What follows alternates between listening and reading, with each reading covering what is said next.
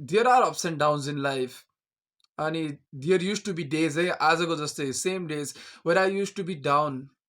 हुन्छ नि एकदम मुड अफ हुन्थ्यो अनिखेरि केही काम राम्रो नबन्न पाए you fill a little sad अनि हल्का डिप्रेस्ड वाला हुन्छ नि अलि डाउन भएको दिन बेसिकली यस्तो दिनहरू हुन्थ्यो है and I used to be so fucking mad at myself for that यस्तो कुराहरूको लागि हुन्छ नि मैले आफूले आफूलाई हेट गर्न सुरु गर्थेँ कि यस्तो हुँदाखेरि but when you have your beliefs हुन्छ नि अब एउटा फर्म अफ बिलिभ आफ्नो हुन्छ नि बेस फर्म त्यो हुनलाई चाहिँ you just have to believe in yourself that things will eventually get right or things will eventually get good and I believe in myself I believe in myself that I can make things good मैले हुन्छ नि I have believe in myself that I can make things good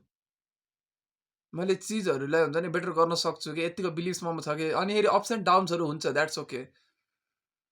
यत्तिको यत्तिको भएपछि हुने रहेछ क्या ups and downs हुन्छ okay this is normal this is the part of the process अब के गर्ने त यत्तिको हुनुपर्ने चाहिँ आफूमा आफूमा त्यत्तिको बिलिभ हुनुपर्ने चाहिँ like once you fail that's not your end एकचोटि हुन्छ नि एक दिन नराम्रो भयो भने it's not just enough reason to hate yourself it's just not ups and downs हुन्छ okay but the universe is in my favour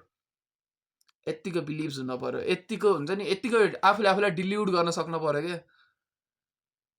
and eventually things is gonna work out